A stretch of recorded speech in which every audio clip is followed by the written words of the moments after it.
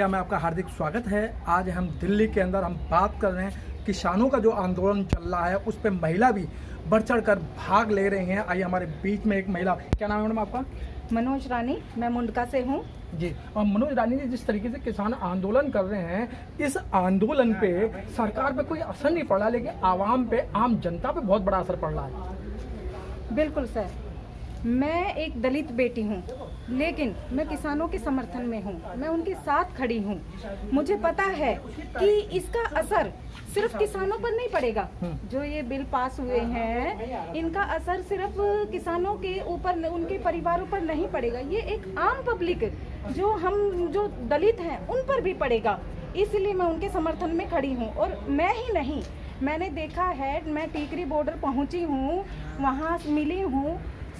ये लगा लीजिए कि हर स्टेट से वहाँ पर आए, पंजाब से, हरियाणा से, उत्तर प्रदेश से, बहुत सारे स्टेट से लोग आए हुए हैं। और वो मैंने पूरा एरिया कवर किया है। कम से कम 25 किलोमीटर तक एरिया में ट्रैक्टर ट्रॉलियाँ लेके आए हुए हैं और अपना 6 महीने का राशन पानी लेके आए हुए हैं। मैं पूरा सर्वे करके आई हुई हूँ। वो लोग ये नहीं है कि 2-4 दिन का जैसे करके और चले जाएंगे। वो मोदी जी से अपनी बात मनवाने के लिए आए हैं और मनवा के ही जाएंगे, और मैं भी उनके साथ हूँ।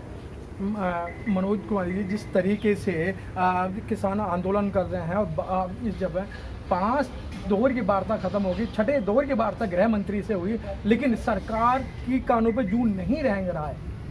हाँ जी, उनकी कानों पे जू रेंगे भी नहीं अभी, क्योंकि उन्होंने पहले देखा कि जीएसटी लागू कर दिया, फिर उन्होंने और भी कई कानून लागू किए, अब वो किसानों पे आ गए हैं। तो जिस तरह से उन्होंने पहले देखा कि पहले भी उनके कानून लागू आराम से हो गए थे, अब उन्होंने सोचा किसानों के ऊपर करके देखते हैं तो ये भी इजीली सब कुछ हो जाएगा। बट ऐसा नहीं है। किसान में ये लगा लीजिए पूरे भारत से किसान आए हुए हैं, और किसानों के साथ आम पब्लिक भी जुड़ी हुई है, जो कि ये चाहती है कि ये तीनों बिल वापस लिए जाएं और जनता की मान और किसानों की मान मांगी जाए। जिस तरीके से वहाँ किसान वहाँ बैठे हुए हैं, कभी रात को उन पे पानी की बौछार कर देते हैं ठंड में, कभी आंसू गोले दागे जाते हैं। अगर किसान अन्न उगाना बंद कर दें तो फिर दिल्ली का क्या हाल होगा? ये तो मोदी जी को और केंद्र सरकार को सोचना चाहिए सर। उन्हें सोचना चाहिए कि किसान पूरे देश की जरूरत पूरी कर रहा है, चाहे वो अन्न की है। ये देखिए कि जब एक इंसान जीने के लिए पानी और वो कहते हैं खाने के लिए रोटी नहीं मिलेगी, उसको अन्न नहीं मिलेगा, तो वो कैसे जिएगा? वो तो मोदी जी और सरकार को सोचना चाहिए। क्यों नहीं सोच रही है वो? यूरोप में सब्सिडी नहीं, जिस तरीके से आप यहाँ इनका समर्थन दे रहे हैं और सब लोग ये कहते हैं महिला को घरों से नहीं निकलना चाहिए, महिलाओं को तो घर में ही रहना चाहिए, तो आपके समर्थन से क्या असर होगा? नहीं सर, ये बहुत पुरानी बात है।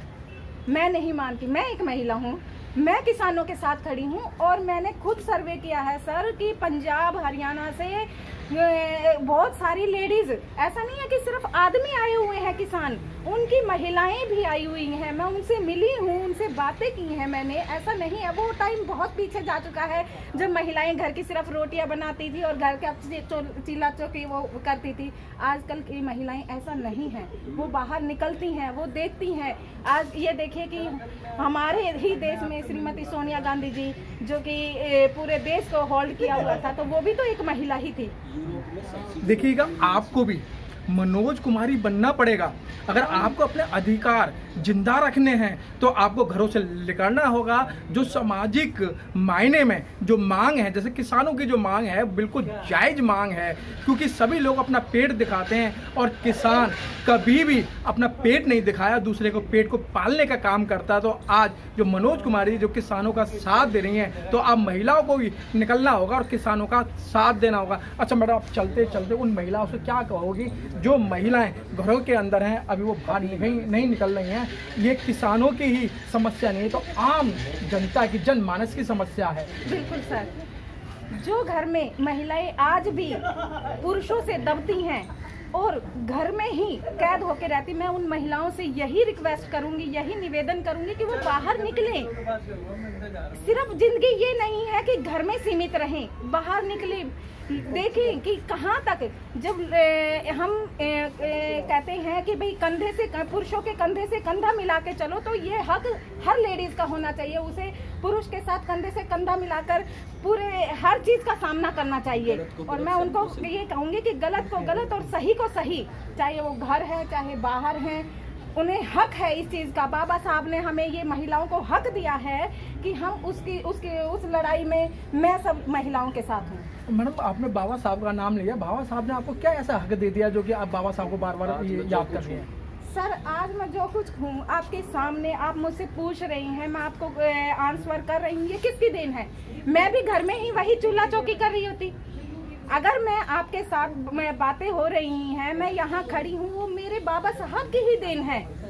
उन्होंने जो महिलाओं को अधिकार दिए हैं, जो ताकत लड़ने की दी है, पुरुषों के साथ कंधे से कंधा लड़ने के खड़े होने की वो दी है, तो वो सब बाबा साहब की ही देन समझती हूँ मैं उन्हें भगवान मानती हूँ, क्योंकि मैंने किसी भगवान को देखा नहीं है, लेकिन मेरे दिल में वही भगवान है जो मुझे आज यहाँ तक पहुँचाया है। बहुत अच्छी बात। आप देख रहे हैं कि ये शेरनी की तरह गरज रही है कि बाबा साहब ने ही जो कुछ दिया है, हमें बाबा साहब ने ही दिया है। जिस तरीके से जो मनोज कुमारी जी ने बताया कि आज जो हम बाहर निकल रहे हैं, बाबा साहब की देन। अगर बाबा साहब हमें अधिकार नहीं देते तो हम बाहर नहीं निकल पाते। आप कहाँ है